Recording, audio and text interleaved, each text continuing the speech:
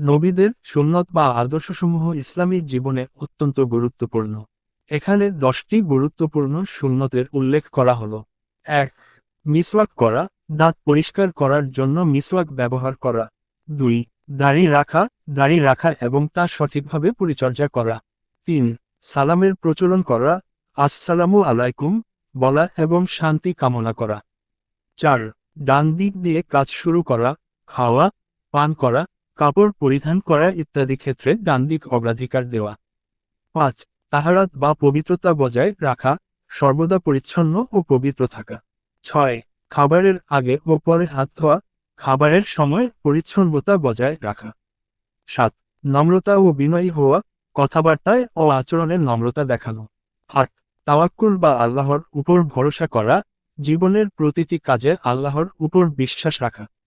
9. প্রতিশ্রুতি রক্ষা করা, কথা বা চুক্তি পালন করা। 10. রাত্রে তাহাজ্জুদের নামাজ পড়া, গভীর রাতে আল্লাহর কাছে ইবাদত করা।